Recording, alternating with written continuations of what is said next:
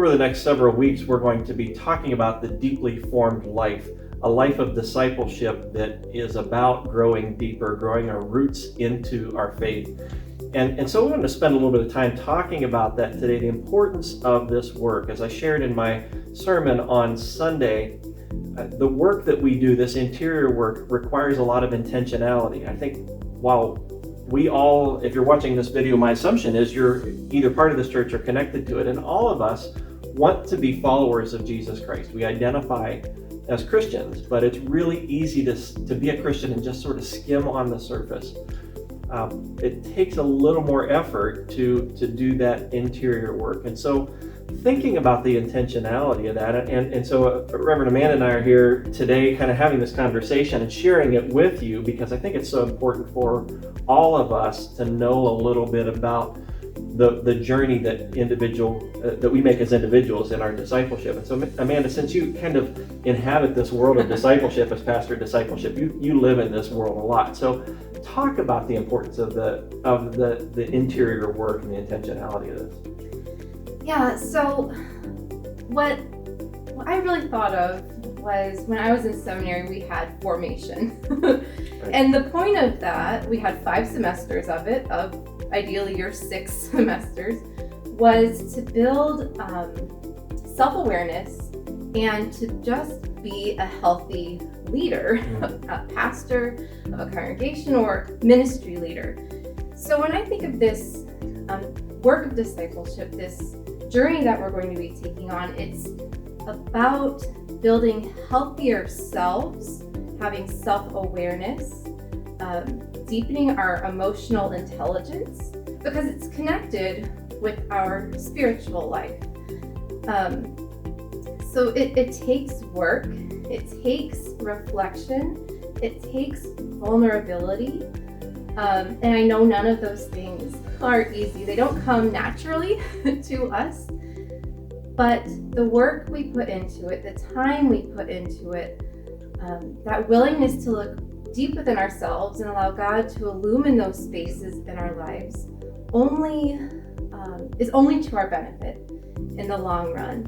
And so we're here to help equip you in that as we journey together deeper into the life of faith. And there's always more for us.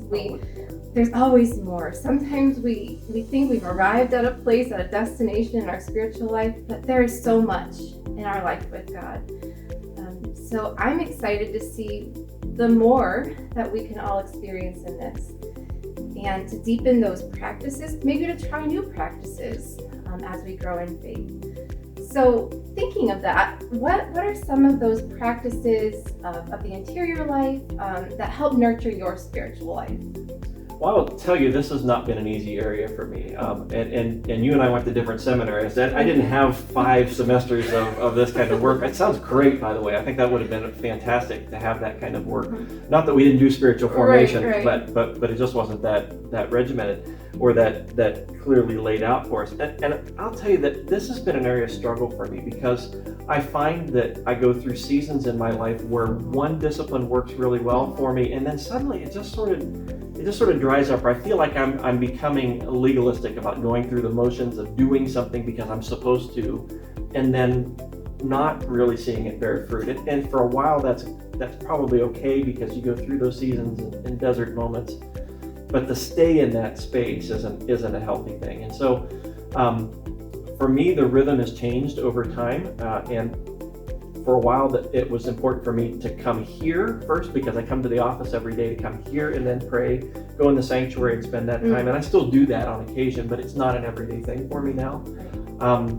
I find I used to be less of a morning person and more of an evening person, and now I find that I'm more of a morning person. Mm-hmm. So for me to set some time aside, whatever that discipline is, from a year when I read through the Bible in a year, which was a really good thing for me to do, but I don't want to do that every year. Right. So now spending some time this year, I'm using the upper room disciplines, which has been a really great resource for me, and I've used it in other times too. But to set aside that time intentionally where I daily do that reading and prayer and reflection time. And then I find in addition to that, I also need to take time in my calendar to set aside a day or two a month that is not going to be about achievement or activity. It's going to be about slowing the pace and just being in that quiet, listening for God's voice, and maybe doing some thinking and some dreaming and some imagining. So there isn't one thing for me that I find that works consistently, but if I'm willing to be creative and change that up, I find that there's space for renewal, and God works in different areas of my heart and different seasons of my life. So what have you found that has been working well for you?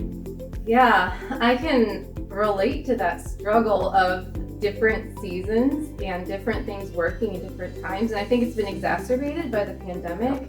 I feel it really acutely. And also becoming a parent. Your time is no longer your everything. Yeah. Because what once worked doesn't always work for me now. So a rhythm I'm finding myself back in. I'm a morning person. I've been getting up earlier intentionally so that I can spend that time doing some scripture reading. It's not a lot of scripture, it's just a few verses right now. But reading them and having some time in prayer. And I have a new journal I got for Christmas. It's called the Kairos journal. It's for a quarter of the year, so it's like 13 weeks, and it has a place where you can write what you're grateful for, your prayers, and what you're hearing from God. And that is really meeting the need for me right now. It's serving me well.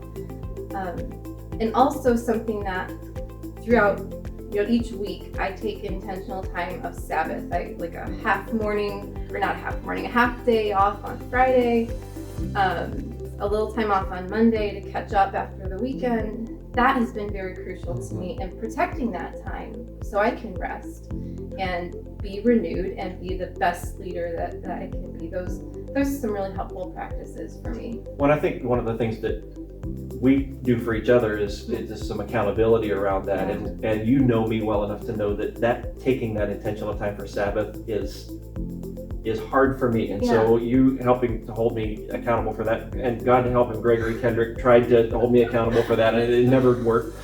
But the idea that we intentionally lean on each other around that, like, okay, I know that's your time, I'm going to protect your time around that, and want you to take that time, and you do the same thing for me. It's so important.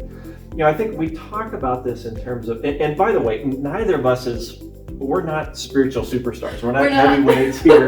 I don't want anybody to get the impression that somehow because we're pastors appointed to this church that we're the example that everybody should follow. I am grateful that in this congregation, and you know this as well as I do, there are people who are way more disciplined and way more intense in their spiritual nurturing. I'm grateful for that because you all help us along and challenge us in that too. But I think one of the things that I hope people can take away from this is that this interior life, this getting into that space is work. It